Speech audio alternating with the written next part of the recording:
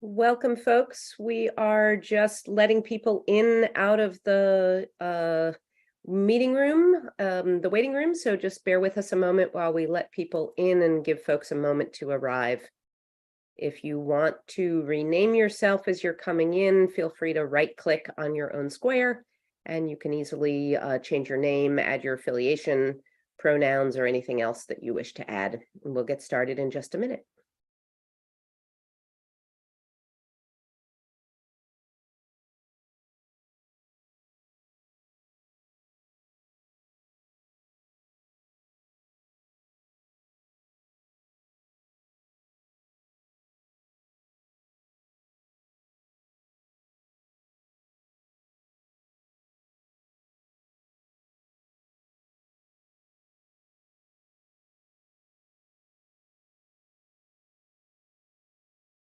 Looks like we're going to have a good crowd today, so just give us a second and we will go ahead and let people in. And then we'll go ahead and get started in a moment.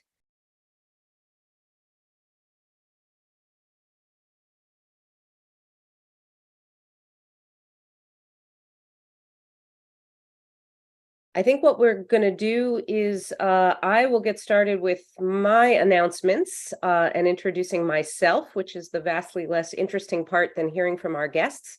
So that will give us a minute to let more people in. Again, just a quick moment of logistics. If you're just joining us, please mute as you come in. You should already be muted. And feel free to rename yourself using the menu in the upper right of your own square or by right-clicking on your own square. I'm sure our speakers would love to know who is here, and so that you can participate actively in the question and answer we will be doing as part of this. My name is Beth Novak. I'm a professor at Northeastern University and director of the Burns Center for Social Change and host of this wonderful lecture series on AI and reimagining democracy, rebooting democracy, as we like to call it. This is an ongoing series that began a few years ago, and where we continue to explore the ways in which technology now, especially AI and generative AI, might help us to reinvigorate, reimagine, and strengthen participatory democracy. This is an intentionally hopeful series of conversations where our goal is to explore what's possible. We have two fantastic guests joining us here today. We have, and I'm very delighted to introduce Ariel Procaccia from Harvard University. Oh, I'm even pleased to repeat, we have three guests joining us here today. Let me reiterate. We have Ariel Procaccia, who is Gordon McKay Professor of Computer Science at Harvard University. I'm going to put bios in the chat so everybody can read more about our illustrious guests. Or Sam, if you would go ahead and do that, that would be wonderful, because we want to hear more from you rather than just about you. We also have Robert Bjarnason joining us from Iceland. Robert is the president, CEO, and founder of Citizens Foundation. And we also have Colin McGill, founder and CEO of Polis, who are joining us here today. So we're delighted to have this conversation with you, and we're going to get started by talking somewhat about sort of where we're coming from in terms of participatory democracy in the age of the web, and hopefully move us into really talking about what AI means and what generative AI mean for different forms of participatory democracy.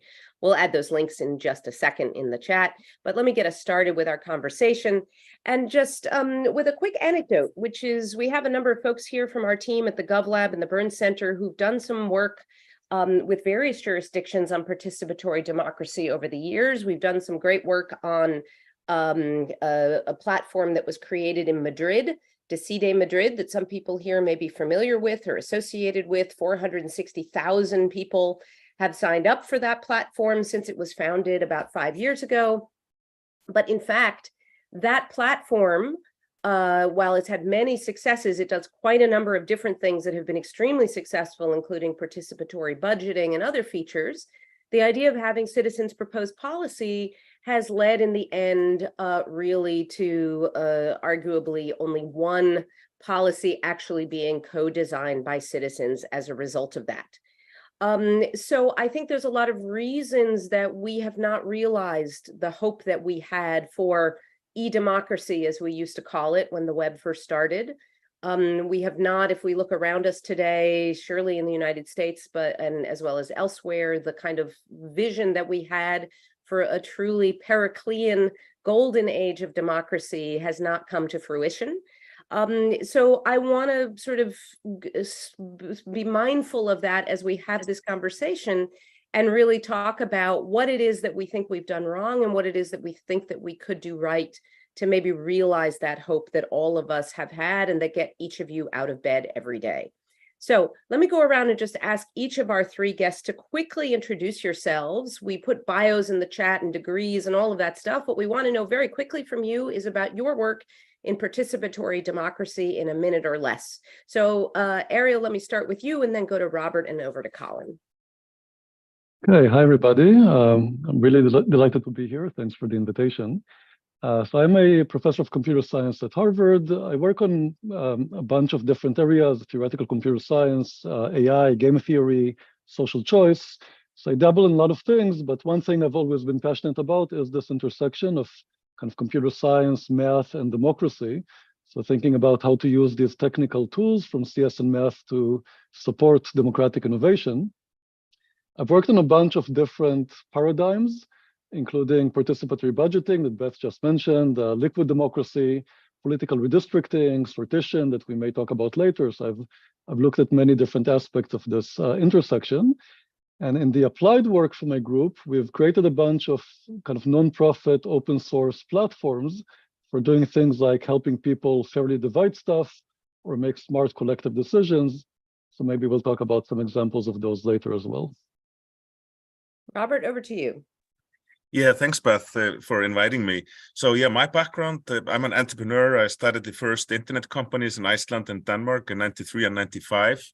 I worked, quite a bit in video games, including creating the first mobile versions of the Sims game. But in 2008, I was in London working, and the financial crisis hit Iceland pretty badly. All our banks went bankrupt over a period of 10 days. And sort of trust in the parliament and the government plummeted over a period of a very short time. And Iceland has one of the oldest sort of still running parliaments, founded in the year 930. So over 1,000 years, we've had like pretty good trust in the parliament and government. The financial crisis sort of just took that all away. It plummeted to 7%.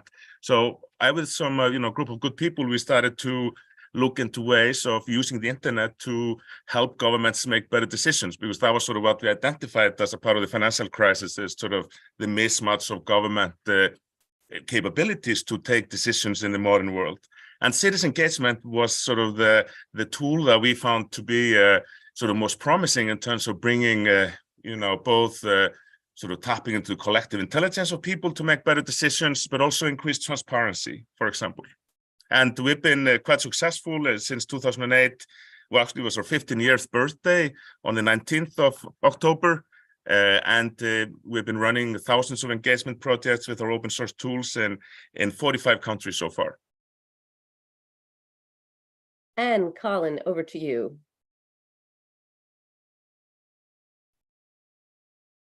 Hi, everyone. My name is Colin McGill. I am president of the Computational Democracy Project, which is a US 501c3 nonprofit. That is the successor organization to a startup that got going in 2012. And so we're about 11 years into to building an open source platform, developing, maintaining, and advancing called Polis. Polis has been used in probably the example that's been written about the most is in Taiwan and the regulation of Uber, but it's also deployed as national infrastructure by the government of the United Kingdom and Finland. The purpose of Polis is specifically focused around scale, and some of the larger conversations have had tens of thousands of people and millions of votes in one exercise. Usually a conversation in Polis will take place over a couple of weeks, but the idea generally is mapping. Mapping opinions, mapping perspectives, and then reporting out into subsequent processes, something that can be used as a kind of map of the realm.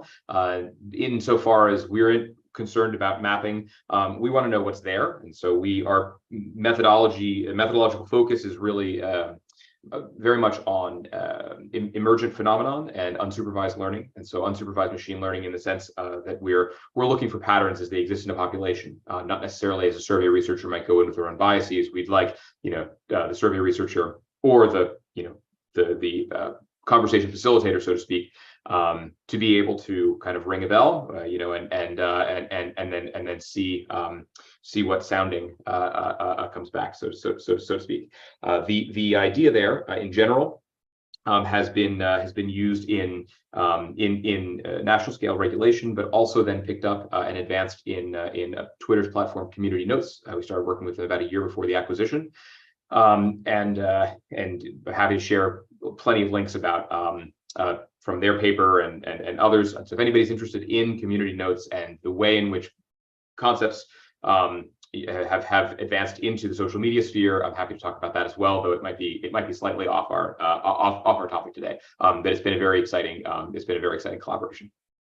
Great. We'll look forward to, please also as we go along, feel free to share links in the chat. We started to share some, but feel free to add other things. Colin has mentioned started to mention some specific examples. And Robert, let me pass it back to you to ask you, just by way of illustration, if you could give us an example, less about the platforms and more about the uses, sort of what from your perspective is the problem that has most successfully been solved with one of the platforms that you've developed. What does that look like? Who was using the tools and for what purpose? Yes, absolutely. And you're right, Beth, it's not about the platforms. I mean, the platforms are just tools. The main challenge, is actually on the political side, on the government side. How do you integrate those sort of tools so they actually can offer meaningful input into decision making? And I think our best example is in Iceland, where we started with our Better Reykjavik platform in 2010, and has now grown into, while we're working with 20 municipalities in Iceland, so covering most of the country, and also with the national government on projects. And it's all about the culture. It's about the culture of recognizing that engaging with citizens can actually help. It can help, improve decision making on many levels. For example, many municipalities put most of their new policies into consultation, and there's no PDFs involved. They put them into consultation where people are engaged on the subject matters in the policy proposals that matter to them. And planning, for example, also so planning work. One example from like only a couple of months ago, in the third largest municipality in Iceland, they're making a new center of the town, and there are plans for that. And suddenly on social media, there was an eruption of negativity. There was like people saying that it's no good, and it was looking like it was like a lot of controversy about it. So they used the opportunity of the platforms just to put it into a referendum, like a mini referendum. And in Iceland, we have electronic IDs. People have that so they can vote securely online. And there was a mini referendum about this, center of town with a lot of people participating. 89% approved of it. 11% didn't approve of it.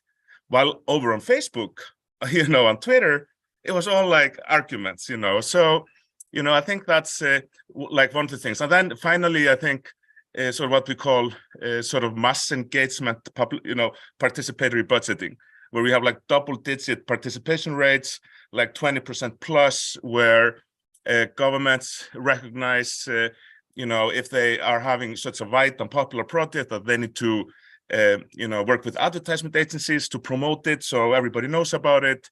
And so I think that's sort of our most sort of successful and what we're most proud of is that how we've helped sort of across the political spectrum, governments to sort of recognize that it's a valuable tool, to make decisions. And that's sort of what we set out for.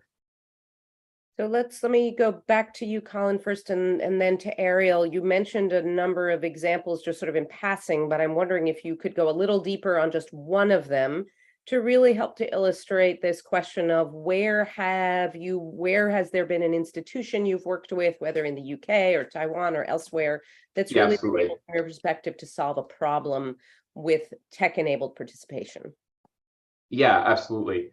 And I'll briefly say, Robert, that I have I got a chance to go to Iceland and stand in Thingsvellir. I think hopefully I'm pronouncing it right, at the Rift and at the hill. So that was very, very meaningful. Yeah, okay, great. Hopefully I got that right. It was very meaningful. So I'll say that in the I'll say that I would really love to point towards some of the partners that we've worked with, including Policy Lab in the UK. I think that one of our experiences is that policy innovation units, whether that's PDIS in Taiwan, Citra in Finland, or the one that I'll talk about today, Policy Lab in the UK. Now, you know, policy innovation units, if people are unfamiliar, you know, have a really interesting mandate and power in these three cases. PDIS and Citra and Policy Lab are they're endowed with a mission to go do experimental policy at national scale in governments. They're pretty rare, and I'm not sure exactly if we have a really great example in the US, except maybe xd.gov, which not a lot of people have heard about, but it does exist in census. xd.gov is intended to be in the same spirit. And that's from Kate McCall from MIT. She's been running that. Now, I think the thing in Policy Lab that really stands out, and I'll just share this link here. Is it useful to share a screen, or just I'll share a link so everybody can get to it at least. Here we go. Is that, you know, they've got a regulation on fisheries. Fisheries environmental management is, I think, a particularly well adapted case study we've seen come up in New Zealand as well. That is biodiversity.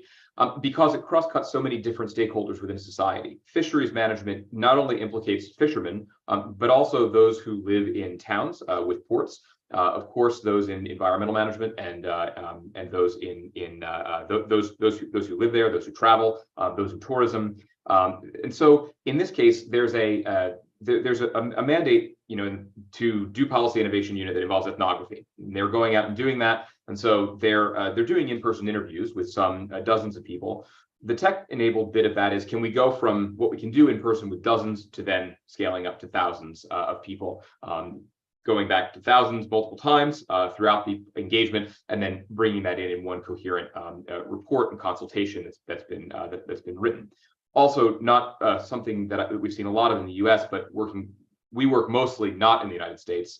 So the Computational Democracy Project does work on bids where, and from the business perspective, you've got a government which is calling for a consultation, and then a consultation provider which is getting paid to do this professionally and deliver it, and then a report which is being delivered back to the government as a result and as a deliverable, which is a really nice pattern for getting the routinization of citizen engagement in place. And so this is an example of that exists inside the government, but of course consultations also are bid on by companies and organizations outside as well. The fisheries management case study is really nice. I've got a little video on this as well if everyone clicks the link and goes through. But in general, the engagement is intended to be cross-stakeholder and cross-geographies, where showing up in person might not be feasible as well across all of the areas that are affected by a large fishery in this example.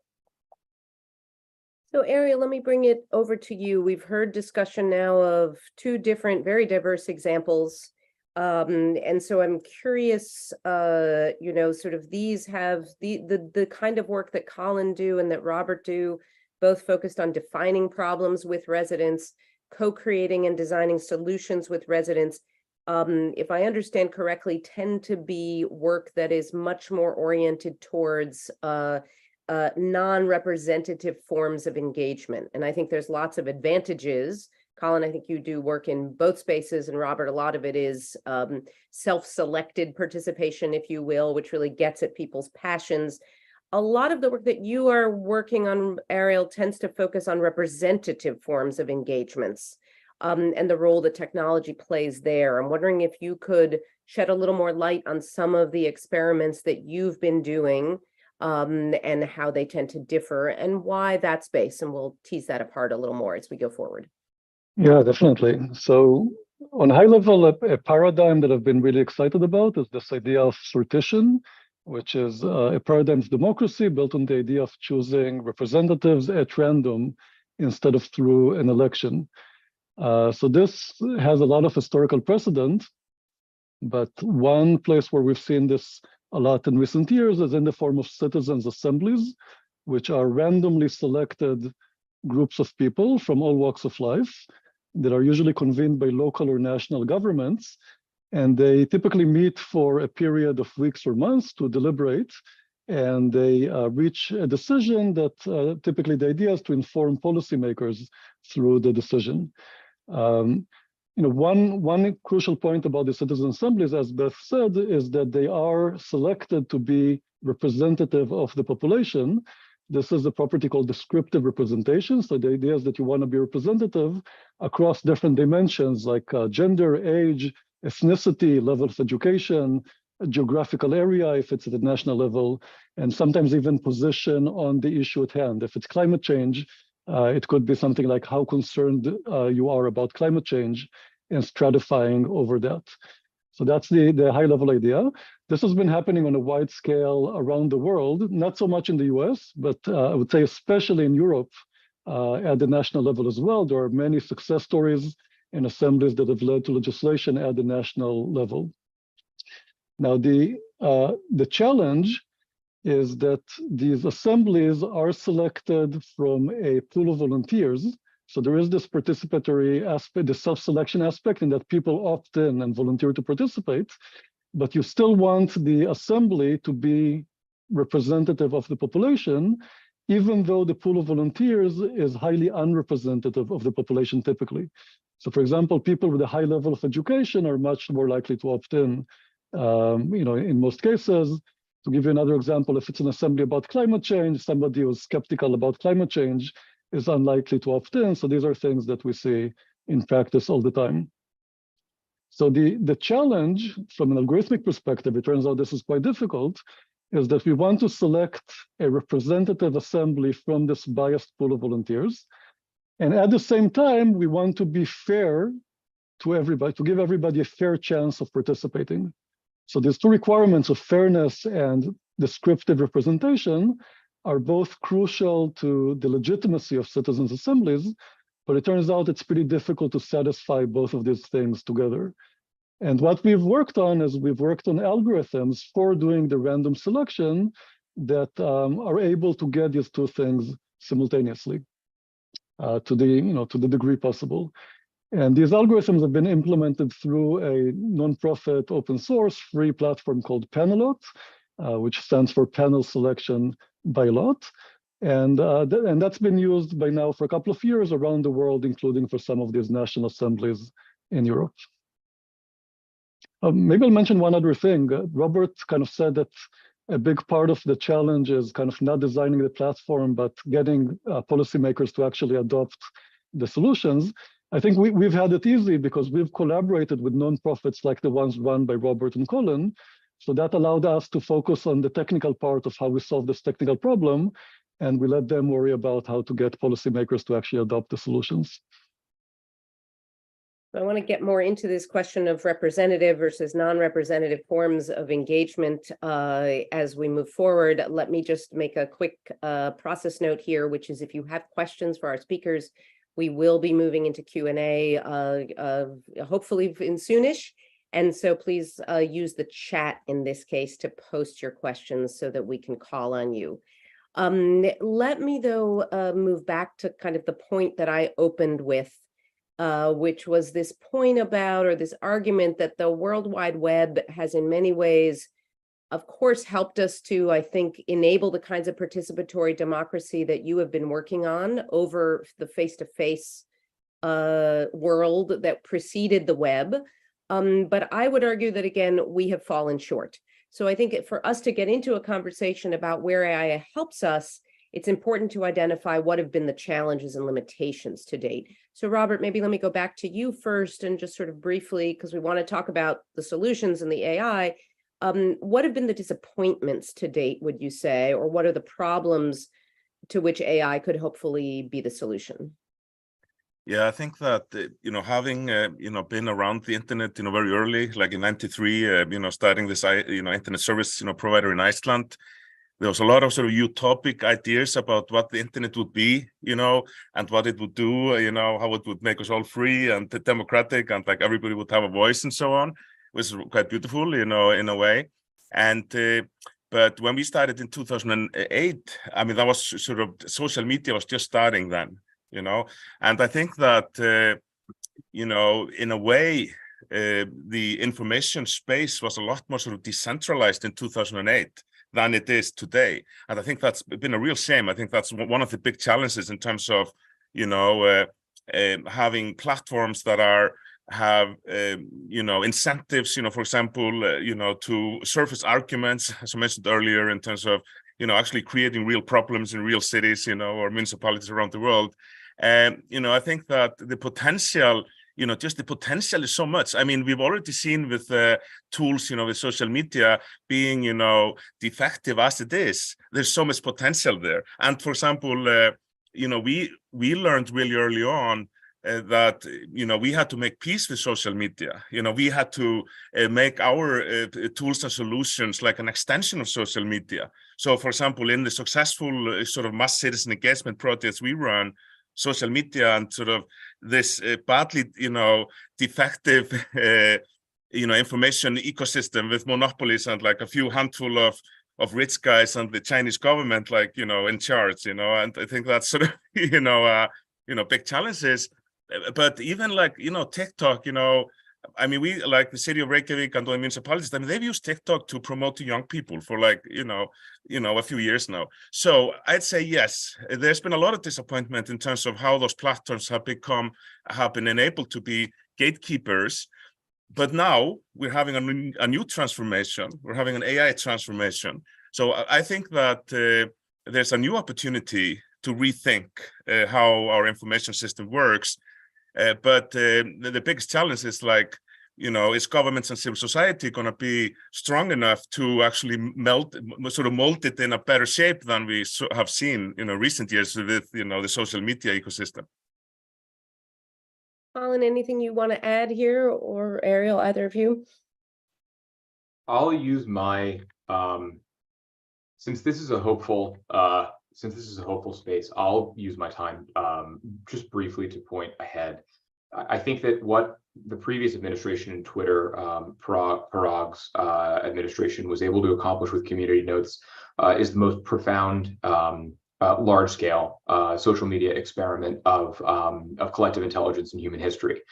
So I'll share a number of links into the chat. I don't think it's gotten nearly enough airtime, and so I'll just briefly, I'll share the links that I have, and I'll briefly just try to say a few words about them. Ann Applebaum had written in The Atlantic in, I think, 2019, calling for Twitter to build a misinformation system built on Polis.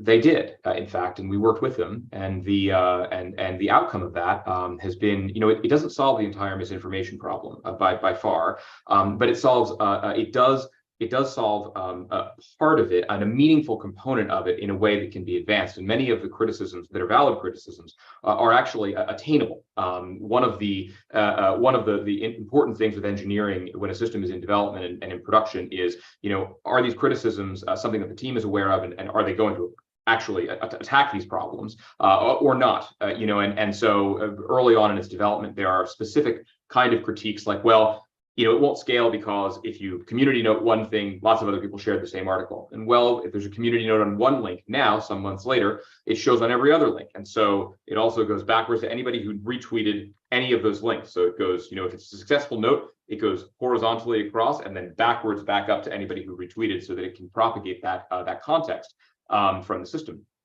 And so I'll say that, there has been no shortage of discussion about the disappointments, but I'll use my time that way and say that I think that the experiment is successful and profound, and can be advanced and probably generalized as well. So let's, we do want to, there's so much doomsaying and naysaying, so we are intentionally very hopeful here. But I think it is so let me move us in that direction even more to really ask then what AI does for us in this conversation. So what is, whether it's directly responsive to a problem or creating a new opportunity, Ariel, let me go back to you and sort of ask whether it's something that's already happening or something you'd like to see happen. Where do you see the greatest potential now from AI in deepening participatory democracy? Yeah, so let me give maybe one kind of a narrow answer to this, kind of thinking about one project, one direction we've been thinking about. So I think Colin's wonderful work on Polis is just a good starting point. Think about this kind of system that gets as input people's opinions and votes on opinions and outputs essentially a slate of comments that's representative of the discussion. Mm-hmm. So one thing that's interesting, like from my viewpoint, is that there are formal ways to think about what representation means coming from social choice and computational social choice. And like at a very high level, the intuition is that if you have n participants and you have a slate of size k, then a group of size n over k of participants, any such group deserves, a say in the slate, right? Deserves some representation on the slate by virtue of its size. So that's kind of the high level intuition that you can capture mathematically. And social choice theory gives us ways of capturing that. So thinking about what would be a formally representative output for a discussion like that. The shortcoming of social choice is that it's limited to predefined alternatives. So essentially, you have a set of candidates in a political election, like that's one example to keep in mind. And a lot of the, you can think about electing a committee in this context. A lot of the techniques are designed for this kind of scenario with predefined alternatives. And what's exciting about this case is that the candidates here are actually statements, right? So you want to select a committee of K statements. So your set of alternatives is all possible statements in the world. Like that's something that's very difficult to reason about. It's not kind of a nice, small, predefined set. And that's where I think LLMs can come in and can do something very exciting, which is that they allow us to generate new alternatives. So even if you want to think about statements that were not explicitly proposed by people, that's something that an LLM can generate new statements that can generate more consensus. You can do things like predict people's opinions over unseen statements. And more generally, I think you can, thinking about this shortcoming of social choice, you can generate alternatives. So if you think about something like Brexit, where the alternatives were either stay in the European Union and everything would be the same, or leave completely, you can think about many intermediate alternatives that were not even on the ballot, but in a world like this, where we generate alternatives, could have been on the ballot as well. So that's kind of where I think the potential of LLMs can be in transforming social choice. Now, specifically, what we've been working on is thinking about a Polis-inspired system, but where we use LLMs in order to generate a formally representative set of statements that's formally representative with respect to the set of all possible statements. So that's kind of the high-level project. I know that Colin has been working in a similar direction as well. He might mention that. One thing worth mentioning is that we have also worked on this with OpenAI in the last couple of months. They've been very interested in using, kind of designing novel democratic processes for AI governance. So thinking about ethical questions in the design of LLMs. And we've been working with them to answer some of these questions. So for example, to what degree should LLMs be personalized? And deploying this kind of process, getting public input and aggregating it in this way with LLMs in order to get answers about LLM governance. So this is something that we're kind of wrapping up now, but I think we have pretty encouraging results. And I also think it's just exciting that this is another broad application area of these techniques for kind of using AI and democracy for AI governance. So you name check Colin and he's shaking his head. So I'll go over to you next and then over to Robert to hear what you're working on in this space. Yeah, absolutely. I can't speak for OpenAI, but I will disclose that it's public on the link that I shared that I was an advisor for guiding these grants. There's $1 million in grants that was awarded, I guess, in July. It's wrapped up this month now with 10 open source projects that advance the state of the way in which LLMs could be used in systems like Polis. In their blog and the grant call, they specifically named Polis, and I think the expression, I think the kids say "rest in peace, my inbox." I'm now old enough that that expression is. I'm not sure, but I think it's right. There were quite a few reach outs around the world about the grant. And the thing that I think stands out is how extraordinary the groups, including Ariel's, were that were able to kind of break off meaningful chunks. One thing that I will add to the discussion here with regards to citizen participation is the term agentic elicitation, which is quite a mouthful, but basically it means, if you've got a survey and you're doing elicitation that is, what do you feel about option A? And then it's open-ended, or do you like A, B, C, or D? And it's a multiple choice. In this case, we're talking about a system, an agent, being aware of the conversation as it's occurring, and of course having the ability to poke, prod, and also move the discussion in a certain direction. And so I will now name check and pass over to Robert, because I know OpenAI was in Iceland too. So.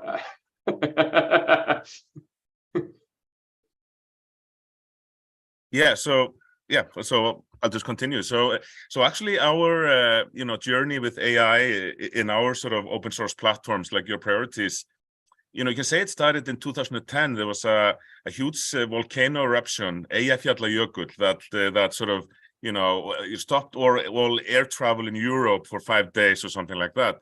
So this caused like a huge tourism boom in Iceland, and as a result of that, in 2014. We had about 15,000 people living in Reykjavik, working in the tourism industry, that didn't speak any Icelandic. And they were there with their children, and the city wanted them to be a part of the, local democracy. So they talked to us and said, like, oh, maybe you set up a Polish website, an English website, a Lithuanian, whatever. But we sort of convinced them that, now let's have machine translations. And it was early days of Google Translate. Almost every translation to Icelandic, you can find something funny about it. You can't do so much anymore. But that was the start. And it worked really well. It really empowered people to take part in the same place in those big projects by the city. And from there on, we've sort of always thought, how can we use AI to empower citizens? How can we use AI to empower decision making? And we've added things like automatic toxicity detection, voice to text, so you can speak in your ideas. But in the past year, there's been a huge explosion in capabilities, as we've seen the ChatGPT and other products. Our first sort of foray into that was to create a chatbot for your priorities. So, for example, for the participatory budgeting project in Reykjavik that had over 1,700 ideas last year. Of course, you can sort of swipe through them and look through them on your phone, but why not have a chatbot where you can actually ask about those ideas? So that's one capability that's extremely useful for some people, to be able to have access to the information from large projects available in a chat sort of hybrid interface, where you can ask about ideas, and the ideas that are found, there's little icons you can click to open up the ideas. And so there's a lot of opportunities there in terms of making citizen engagement easier. But the big opportunity, we believe, is with automating citizen engagement processes. And for that, we've been creating a new project called Policy Synth in collaboration with GovLab and others. And it's this idea, how can we use AI for what it's really good at today in a practical way? So the first thing that we realized that could help is automated web research. So let's say we're looking for root causes of a problem. We can use technology like GPT-4 to create search queries, and then use Google to actually search for the things we want. Then we can, use technology to basically scan thousands of websites, and then look at, search for what we're looking for, to sort of automated, like research. Of course, you could have a team of people doing this, on, tens of computers.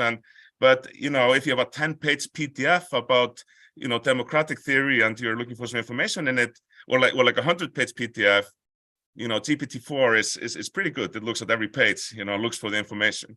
And so that's one of the things.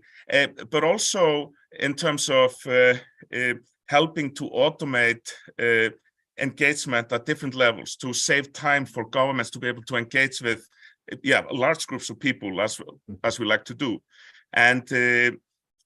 But the core principle of what we're doing with policy synth and everything else is that, all the ideas, the alignment, the choices that are made are always with the human in charge. A human is sort of driving this process, but using the AI to help us automate it, to make it practical for governments to actually engage really large groups of people. I leave it at that. My goodness, we're starting to see some questions come in the chat, and I just want to let everybody know that we do want to move now to questions. So if you would please put your questions or some indication of what your question is about in the chat, that would be wonderful. And I will try to move us now into the Q&A. What we will do is, since we are live streaming this conversation, we will sort of have a closed Q&A, if you will, up until the end of the hour. And then following the end of the hour, we will turn off the live stream and have an opportunity for people to also ask their own questions out loud for the three of our speakers who could stay a little bit longer, if you can, and have a little more open-ended conversation for a few minutes after the end of the hour. So please do put your questions in the chat, labeled as question, which will help us to see them in amongst all the links.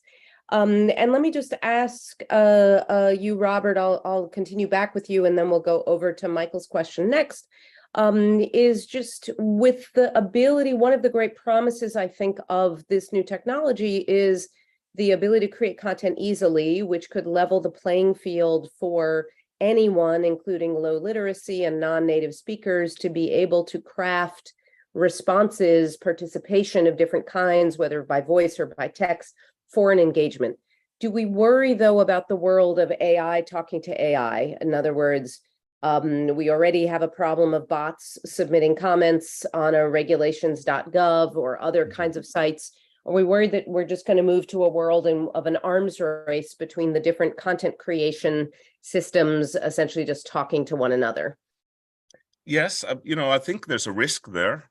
I think that one of the things that we are really looking, always at, for every design is that, how does it affect human agency? When it's like, when are you giving too much of it away? Of course, it's a spectrum, in a way. Of course, sometimes you give some of it away for collaboration, but keeping understanding that. And for example, we actually added for our, chatbot, we tested a feature where we could say, create an idea for a dog park, for the PB. It worked great. It created an image, with the Stable Diffusion API, but we tested it with people, and we tested it ourselves as well. It was just too easy. It would just mean that it would just be filled, the idea space would be filled with GPT-4 or other type of AI-generated content. But on the other side, I think accessibility has a huge potential there. Mm-hmm. Let's bring in the questions from the chat here. I'm wondering, Ariel and Colin, if you've had a chance to read them. Maybe Ariel, I can go back to you. If you see Michael's question, does that speak to you to want to answer? And Colin, the question from Rolf seems a natural for you. Sure. Yeah, so the question from Michael is, people are becoming increasingly emotional and angry and polarized. How would AI help reduce polarization and facilitate meaningful political discourse? But that's a huge question. Like, there's so much work and discussion of this. Yeah, let me just mention a couple of things off the top of my head, like from my kind of biased viewpoint. So one place where I think AI can really help is in managing deliberation and discussions. So we're already seeing this in the context of things like citizen assemblies that I mentioned, early attempts to use tools in order to moderate the discussion, and where one of the goals is to have a more respectful discussion where everybody kind of has time to express their opinion and is not afraid to express their opinion. So that's one place where kind of bringing in these AI tools into a variety of discussions, I think, can really help with polarization and changing the nature of the discussion. Another quick kind of idea which we worked on is thinking about the algorithms themselves. And often, like when we think about this issue of polarization, the issue of social media comes up. Robert brought that up as well. And a lot of discussions centered around what's the role of algorithms in creating these polarization and filter bubbles and so on. So there's some debate regarding how big the role of algorithms actually is, but to the extent that it's the algorithm's fault, like the natural solution would be algorithms and AI as well. So for example, one thing we have worked on is thinking about how we expose people to a more diverse range of content algorithmically. And specifically, the question we asked was, to what degree would this actually harm the bottom line of social media companies? Right? The thought is, they're doing this because they want to make a profit, because it kind of pays off to show people only what they want to see and create this polarization. But the question is that really the case? And I think we have a much better understanding now of what's the trade-off between engagement and diversity of content that suggested maybe the trade-off is not as bad as we thought it might have been.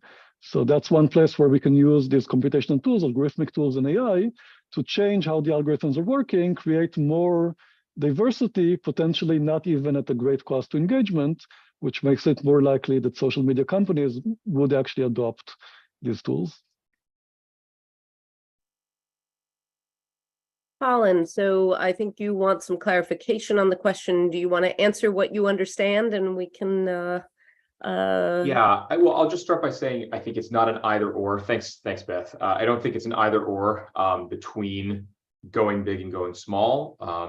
Both of these are even just in our work. I can point to the Citizens Assembly in Austria, which ran 5 polls conversations to instruct, doing mapping to instruct various aspects of their process, which is, I think, a relatively small group of citizens. Versus something like community notes. And so I think the answer, in short, is both and. There's not necessarily a trade-off.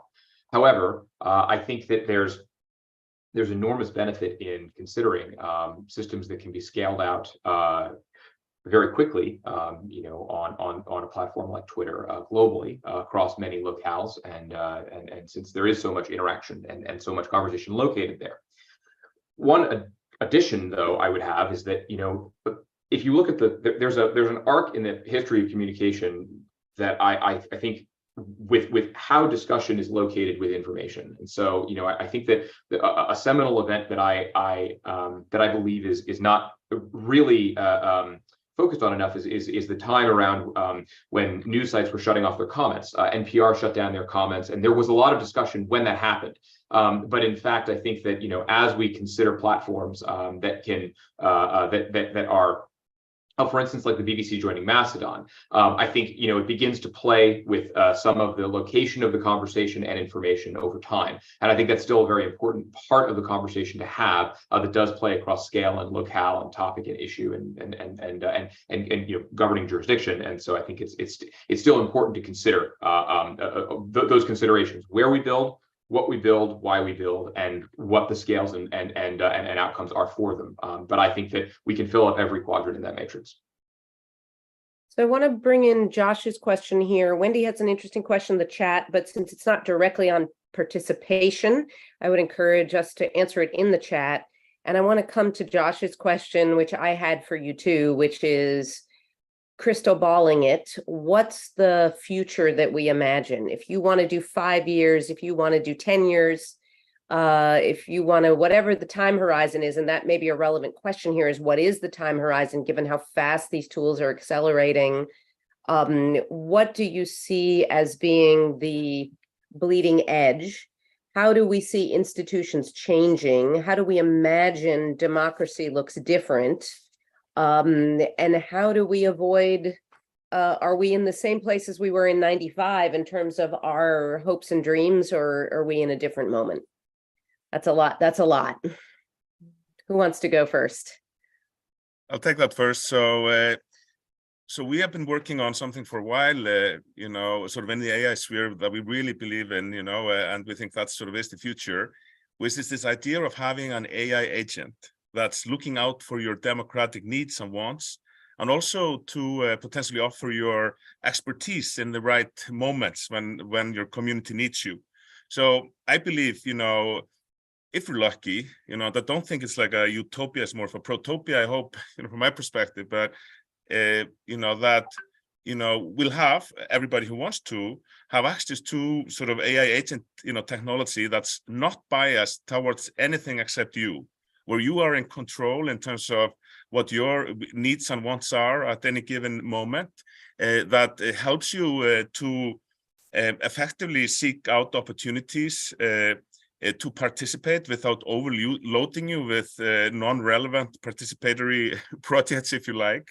And on the other side, in a well-functioning modern democracy that's gone through the AI transition, is that we'll have AI-assisted decision-making processes that are going to help us to make better decisions. And again, those systems also can't be, you know, just an API at a big tech company. You know, we need some approaches in terms of how AI evolves, where both personally we can trust our AI agents, but also governments are running AI agents that are not biased towards, you know, companies, for example. So, and I can see this future also sort of work with, you know, what's sort of slowly happening with 3D, you know, like AR and even like VR with like simple glasses in a few years. Hopefully, we've been dreaming about this since the year 2000 or so, you know, yeah, probably 95.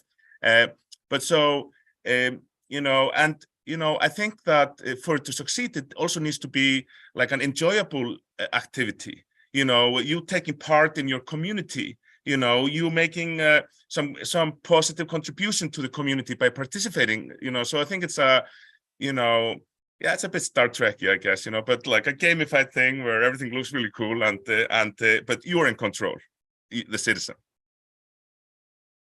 Who wants to look and gaze into the crystal ball next?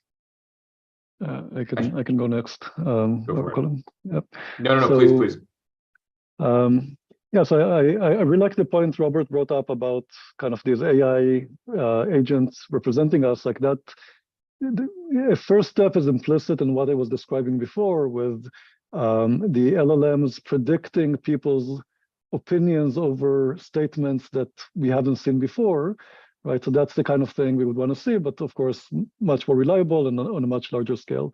The other thing I wanted to bring up that I think is fundamentally different, and I also alluded to before, is this idea of generating alternatives instead of just being stuck with a fixed set of alternatives.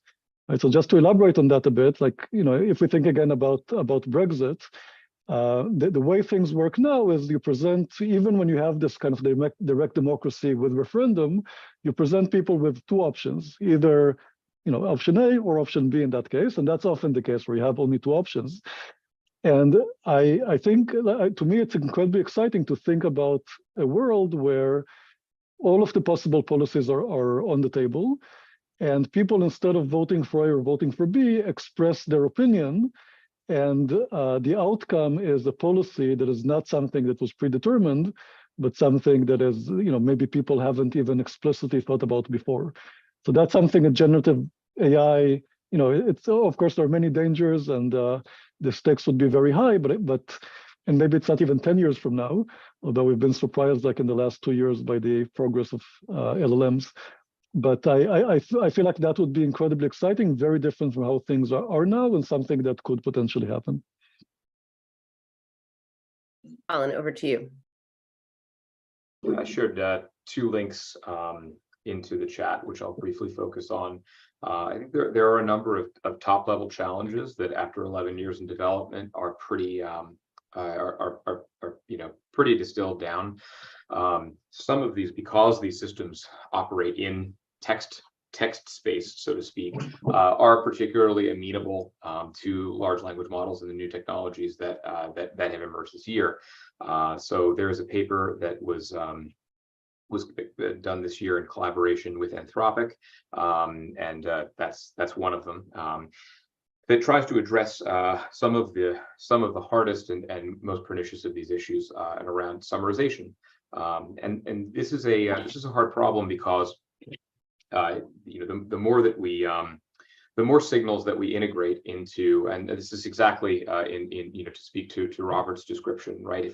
And Ariel as well, for mapping, if we're taking in all these inputs from citizens, and if we're doing all this in behalf of them, taking actions on behalf of them, or there's a deliberative space which involves agents, allowing anybody to get an accurate summarization of what's occurred, whether that's a political official or a citizen themselves, as the number of interactions and statements goes into the tens of thousands or hundreds of thousands and millions, is a definable and excellent challenge for this space that gets at the concept of representation. How do you represent what has happened? How do you represent someone's views? How do you do so concisely? Obviously, at one end of the extreme, you have every single thought that every single individual has on every single issue, and at the other end of the extreme, you have Marco Rubio on CNN saying, "You know what Floridians really think," and then that's like, we want to be somewhere in between there and much closer to the left. So we're not there yet, but we do have more dimensionality in a conversation like the one that happened on fisheries in the UK. A lot more dimensionality happening there. A lot more dimensionality happening in Iceland in those conversations. How much dimensionality can we get, and how much coherence? I think we're going to push that frontier. I think we're going to push it really far over the next decade. I think we should aim really, really high. Aiming really, really high is definitely where we want to go. So I want to remind people that what we're going to do is end our live stream for those who are joining us via the whatever sphere that you're in right now, the YouTube sphere. For those who are here in the room, we invite you to stick around, and we'll ask you to raise your hand if you want to ask a question. But I would be remiss if I first didn't let you know that we have another event coming up. The next event is going to be November 16th at 5 p.m. I'm sorry, let me get that right again. Excuse me, November 9th at 5 p.m. We're actually going to do the future of AI and youth democracy. I will not be moderating that conversation because the speakers there will all be under the age of 30. And we'll be hearing from people like Sneha Revanur, who's the founder and president of Encode Justice, which is the world's first and largest youth advocacy group in AI, for example, as well as a number of other speakers who are coming to us to talk about youth democracy and what AI can do to enable it. So we're going to put a link in the chat for signing up for that, and for any of our other events. November 16th will be Sir Jeff Mulgan talking about collective intelligence and artificial intelligence on the 16th, and on the 9th, we'll have youth democracy. So again, please don't leave us if you're here on Zoom. If you're on YouTube, come join us on Zoom. I want to thank, though, our three speakers, and I will ask Robert, Ariel, and Colin for 30 seconds each on how we can foster more conversation about the hopeful aspects of AI and democracy. Robert, go. So I think it's important to empower civil society, and I think that civil society has a key role in terms of enabling this conversation to have impact. I think that collaboration between government, civil society, even if sometimes fraught, and problematic, I really think that's the path, towards both. Governance, working in the age of, the AI transformation. But I really also think that's sort of the best sort of practical approach when you want to connect large groups of citizens and their needs and wants, to, all those things that are happening in government. Colin, 30 seconds. Cover and study the wins thoroughly. And move $1 billion in funding to the space to build. Your mouth to someone's ears. Ariel. Kind of building these systems, starting from a small scale, proof of concept, kind of showing people that it's possible, is, in my opinion, the best way to convince people that, that we should move forward on that there is potential, and that more investment is worthwhile. Thank you to all three of you. We'll turn off the YouTube now, and we move to our virtual wine and cheese, as I like to call it. In exchange, well, we can't give you cheese cubes. What we can do